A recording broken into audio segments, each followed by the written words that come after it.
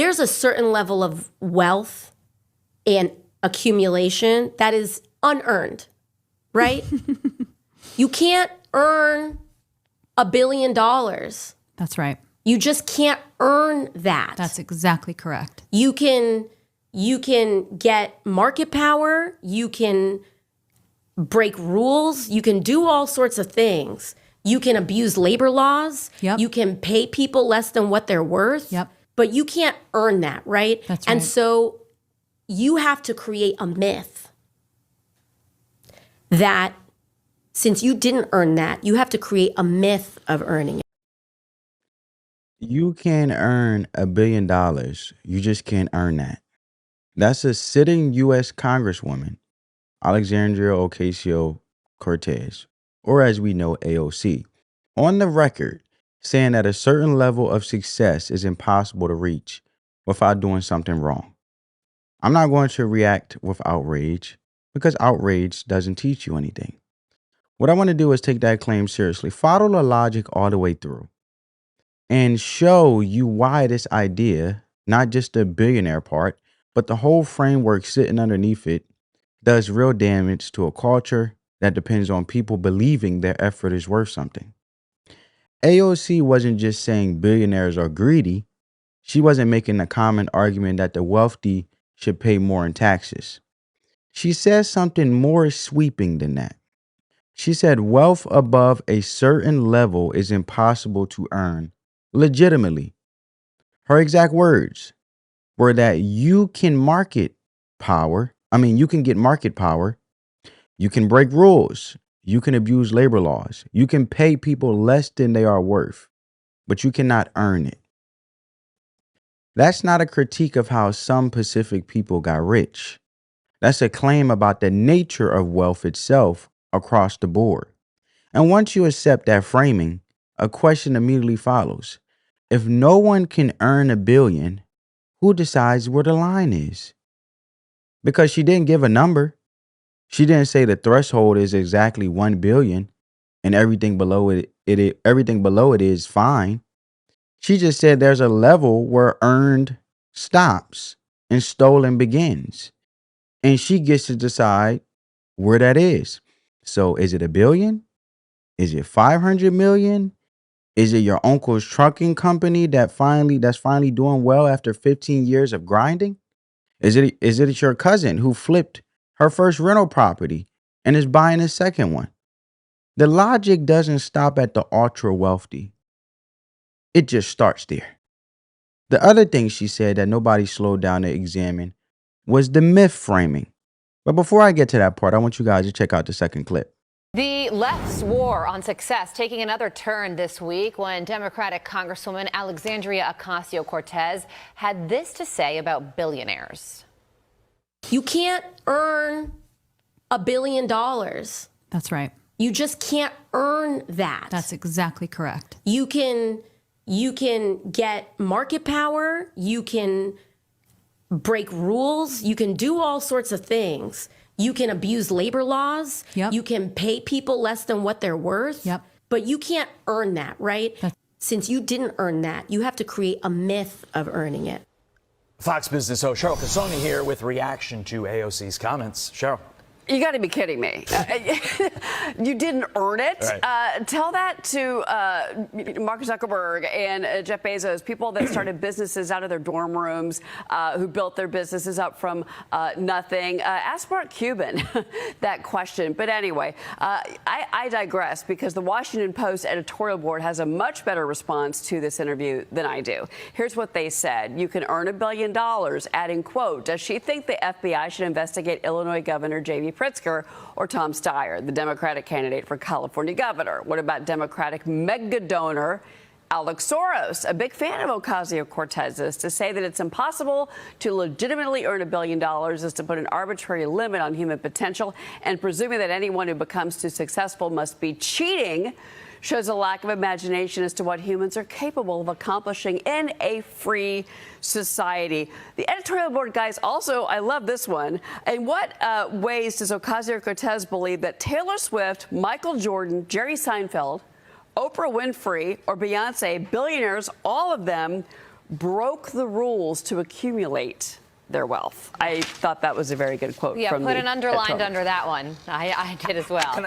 How did Seinfeld break the rules? Yeah. Like, I want to know. Like, Yeah. What did Jerry do? Exactly, guys. And so, this attack on the wealth, I mean, first off, I'm wondering if she's been hanging around with Bernie Sanders just a little too long. Because they all have the same tagline, tax the rich, fair share, which we know is not true. The rich pay more than their fair share of taxes. But what we're seeing now is we've been talking a lot this week, the three of us have, about people leaving New York City, going to Florida, this whole Ken Griffin, Zora Mondami drama. Well, there's this now brand new report that uses IRS data. Nearly $2 trillion in wealth has left blue states for red states from 2012 to 2023. New York, yep, congratulations. $660 billion you have lost. California, $503 billion.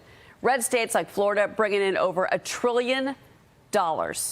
I think that's a great Friday way to sum up the week that the three of us have had on this program, Yeah, talking right. about the ridiculous policies that we're seeing. And when in it the comes to city. the, Cheryl, when it comes to the Washington Post article, we do have to leave it here, but I just want to say that one of my favorite lines was that they pointed out that during this interview with AOC, the host, Alana Glazer, it says the anti-capitalist interview was interrupted by Alana Glazer reading an ad for the shoe company Stuart Weitzman, who sells shoes for about $500 a pair. So the irony of all ironies.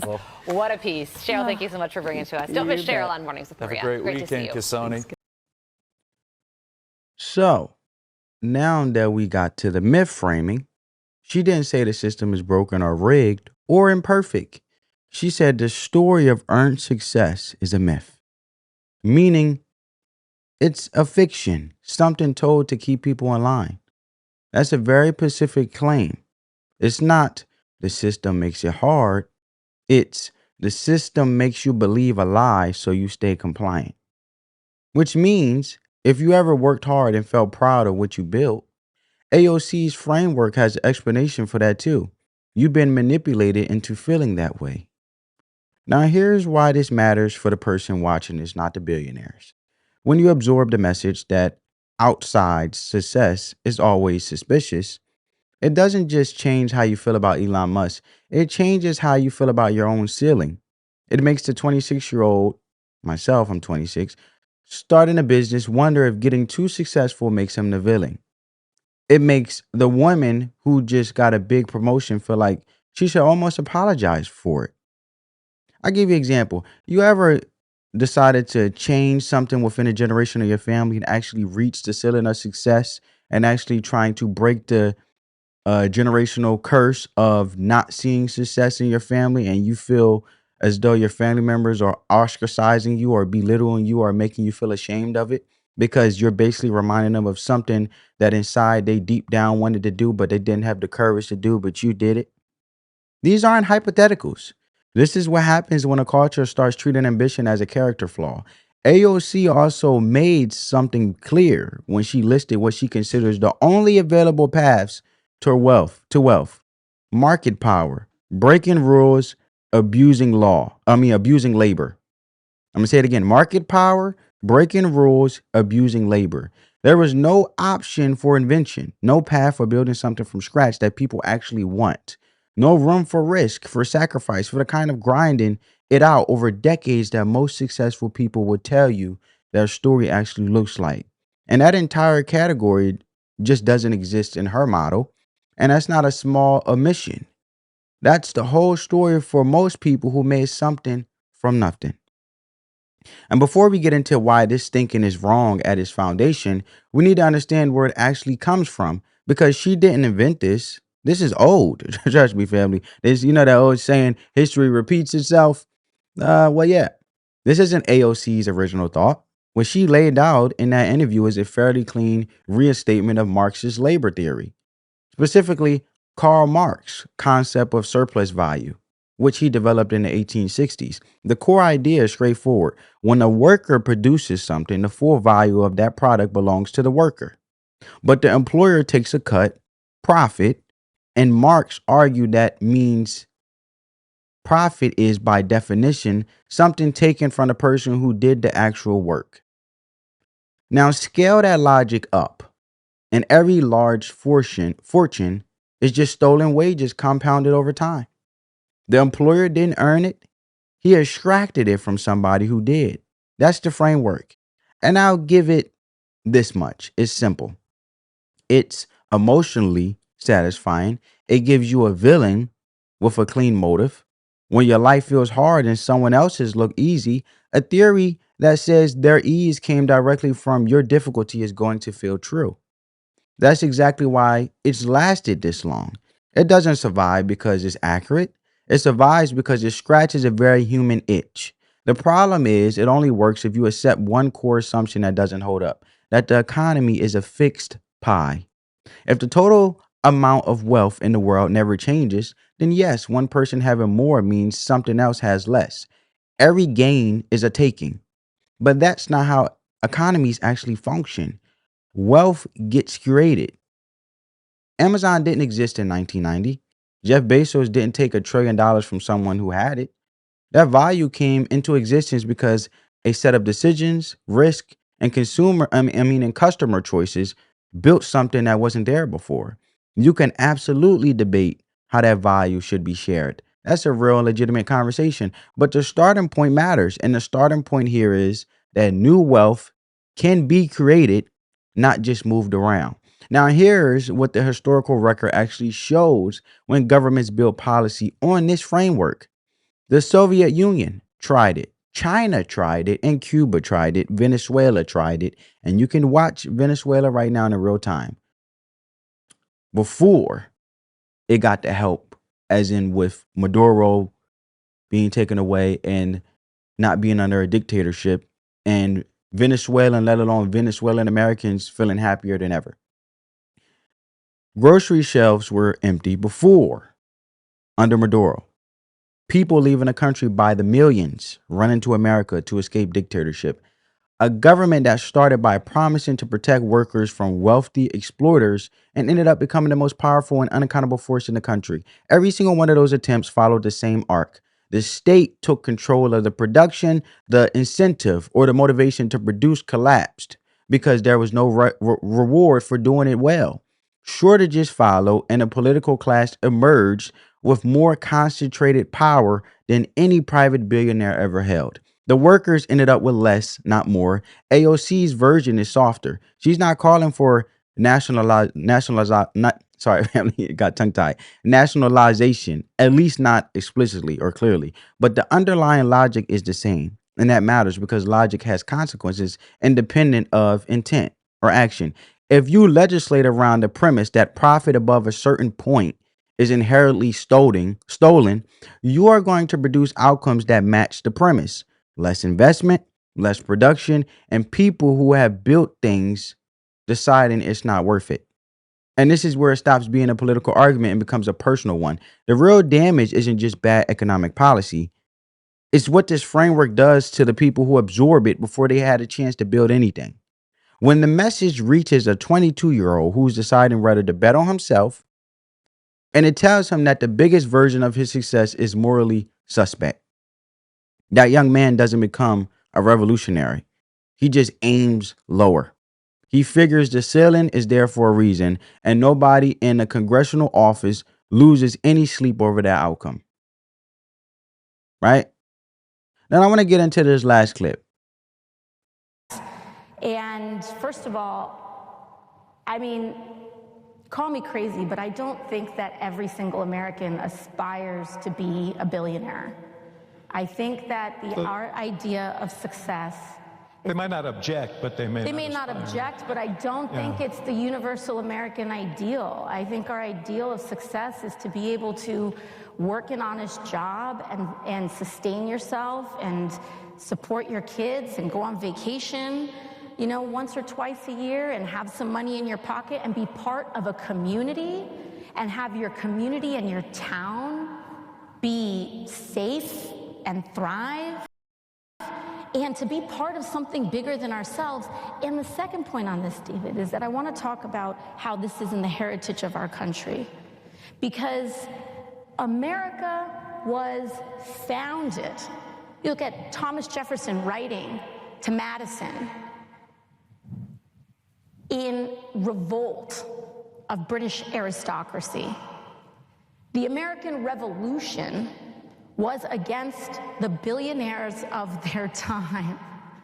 And we are declaring independence from such an extreme marriage of wealth and power and the state that the voices of everyday people did not exist. Now, of course, in that construction, you had slavery, you had, women who were also not full people in the eyes of the law. But since then, as well, it was the organizing of Black Americans that turned America into a full democracy in the 1960s and well before that, with the Voting Rights Act.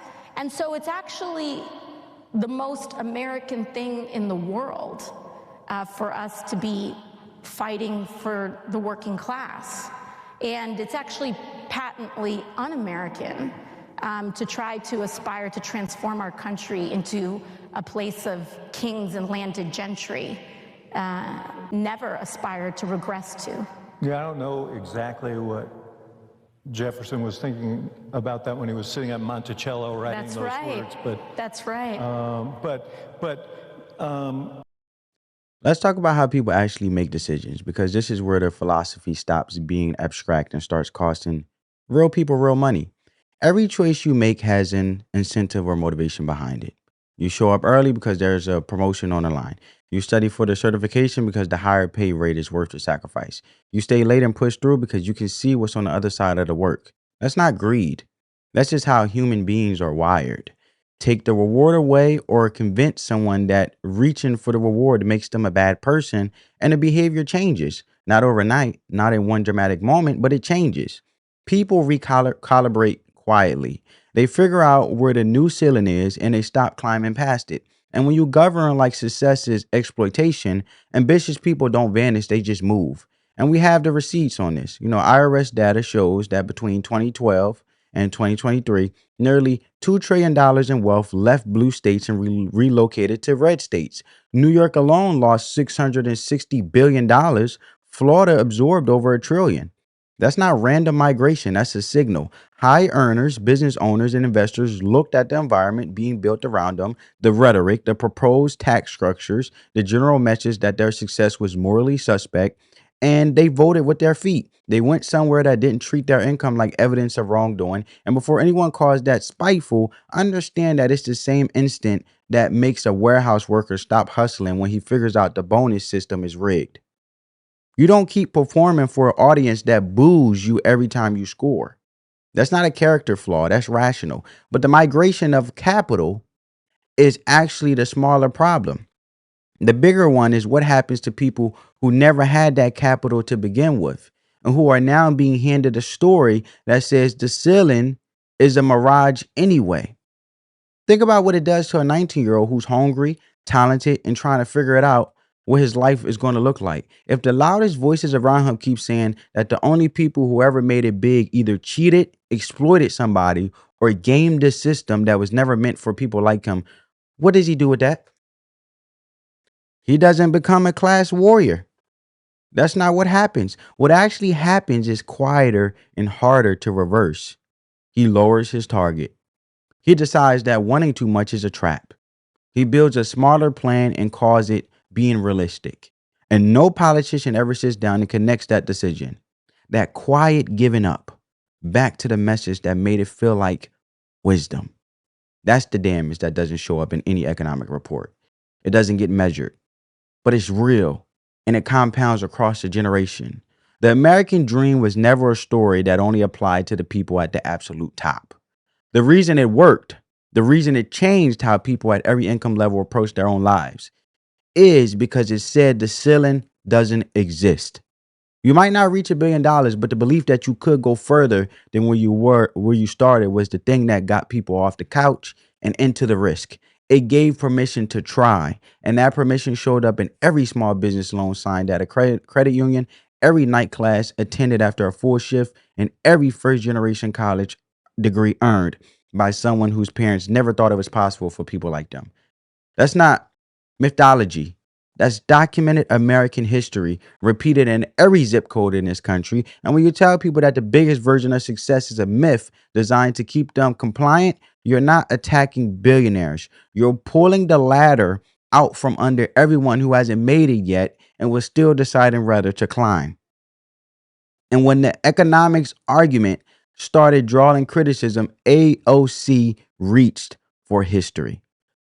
Specifically, she tried to frame the American Revolution as backup for her position, describing the founders as essentially early revolutionaries fighting against the billionaires of their time. Thomas Jefferson, writing to Madison, she argued, was a revolt against British autocracy. The revolution, in her telling, was about extreme wealth fusing with political power until the voices of everyday people disappeared. It's a neat story. The problem is it gets the actual history wrong on almost every specific point that matters. Start with the actual grievance that drove the revolution. This wasn't a wealth inequality protest. The colonists weren't marching because some people had more than others. They were furious about taxation without representation, the principle that a government cannot take your money without your voice in the decision. That's a property rights argument. It's not a redistribution argument. Those two things sound like they are in the same neighborhood if you say them quickly enough, but they point in completely opposite direction. One says your earnings belong to you and the government needs your consent before touching them. The other says your earnings might not really be yours depending on how much you accumulated or made.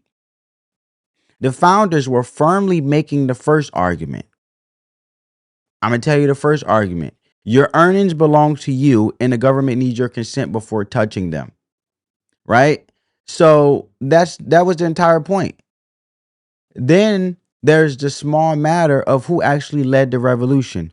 Washington owned thousands of acres of land in Virginia and was one of the wealthiest men on the continent. John Hancock built a trading empire and was worth the modern equivalent of several $100 million. Building a trading empire. Jefferson owned a plantation. Madison was a large landowner. These were not peasants toppling the capitalist class. They were the wealthy class organized against the monarchy. If AOC's framework were correct, they would have been the villains of their own story. And King George wasn't a billionaire who accumulated capital through market dominance. He was a sovereign. He was a leader. His power came from divine right. They claim that God authorized his rule, not from anything resembling private wealth building. The thing the founders were dismantling was monarchy. The idea that one person could hold inherited, unchallengeable authority over everyone else. That is categorically different from someone building a business that becomes worth $1 billion. The philosophical foundation underneath the revolution makes this even clearer. The founders drew heavily from John Locke, who argued that the three natural rights of man was life, liberty, and property. Not life, liberty, and redistribution. Not life, liberty, and a cap on earnings. Property. The right to keep what you produce was baked into the core intellectual framework from the beginning. That's not a footnote. That's the engine. Madison went further. He wrote directly that pure democracies have ever been spectacle of turbulence and contention, and that they're incapable with personal security and the rights of property. The founders weren't building a system that would eventually evolve toward what AOC is describing. They were clearly building protections against it because they studied history and knew where that road ended. What's telling is that even David Axelrod, sitting near talking to her in the clip, the last clip I showed you, who was talking about, well, I think Thomas Jefferson, he was conducting an interview and is not a conservative by any measure, couldn't let the Jefferson comparison go without quietly pushing back. He said, paraphrasing, that he wasn't entirely sure Jefferson was thinking what AOC was suggesting when he sat down at the, Monticello to write. That's a polite way of saying I don't think that holds up. AOC nodding along like he was validating her point. He wasn't. He was genuinely signaling that the historical framing didn't land, and she missed it completely. When your own interviewer quietly corrects the record mid-conversation and you interpret it as agreement, that says something about how far outside solid ground the argument actually went. The history doesn't support the economics. Neither does the economics support the history. So what does it actually produce when thinking this when this thinking makes it into policy? What does it actually produce? The real world or practical danger here isn't that AOC is personally coming for anyone's saving account.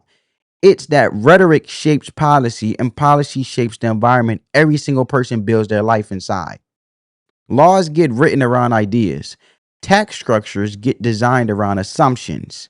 And when the assumption baked into legislation is that success past a certain point was never real or legitimate, the government now has a philosophical cover to regulate it.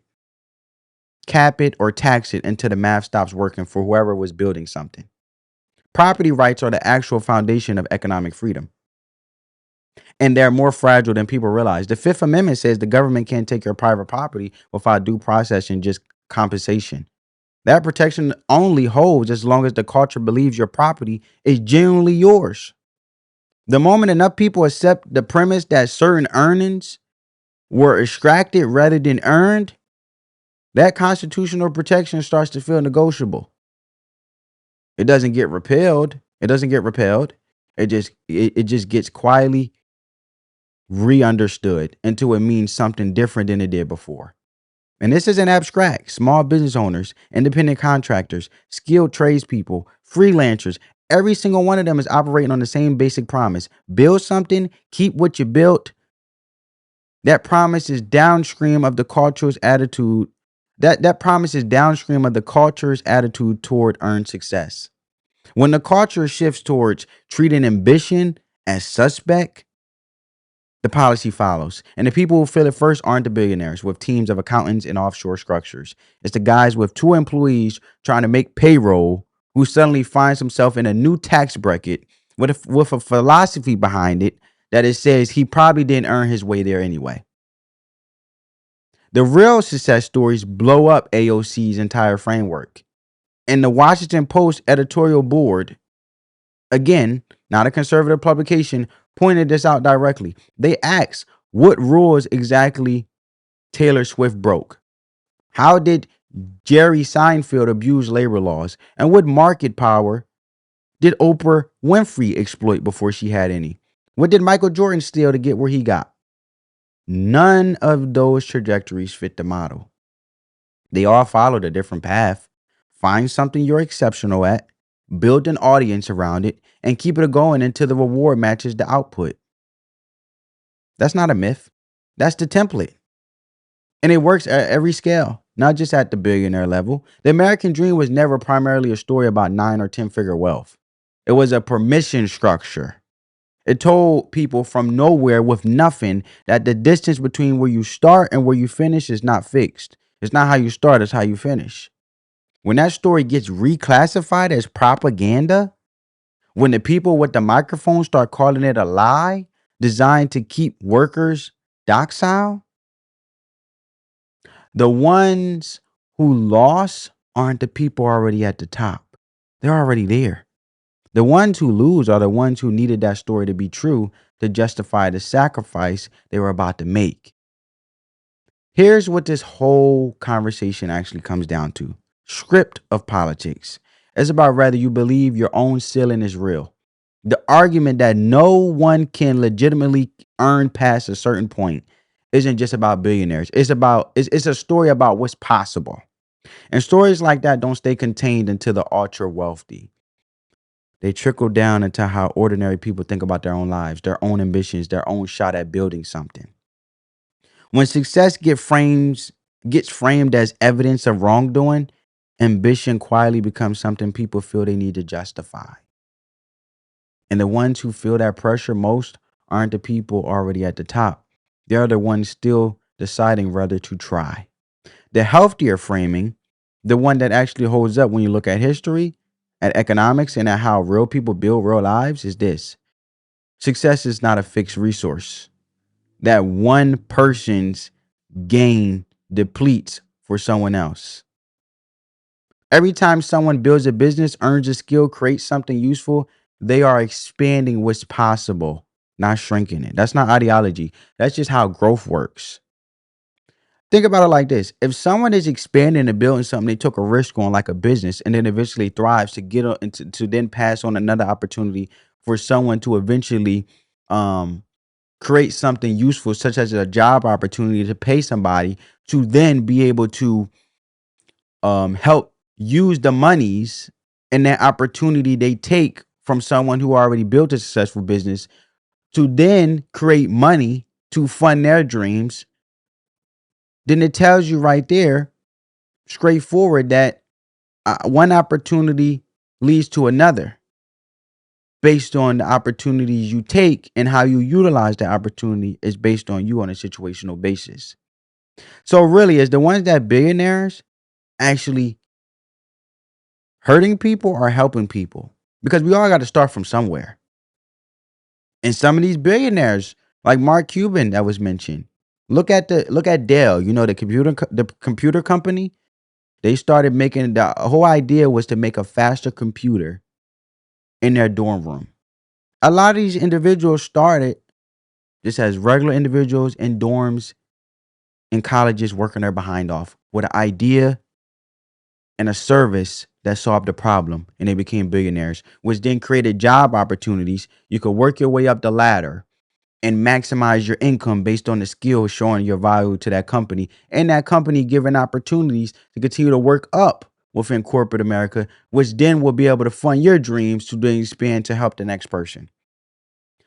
So if the billionaires are the ones that are getting basically criticized as villains and basically saying, look, they are stealing and their work wasn't really hard work because they're using you to basically be successful, then the whole premise of how the company started, is it a lie? Because they didn't start out the get-go with workers. So to a certain ceiling, then now all of a sudden their work doesn't matter, but they're still running the company to be able to expand all these opportunities. You get what I'm saying, family? Does that even make sense? How can a company keep expanding if it's not growing based on the work that's put in? So don't let someone else's theory about a ceiling become your ceiling.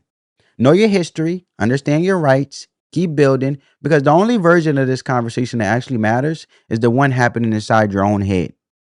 When you are deciding what you're willing to go after, drop a comment below. I want to know where you think the real line is between a broken system and a working one. And what do you think the actual solution looks like? Make your case.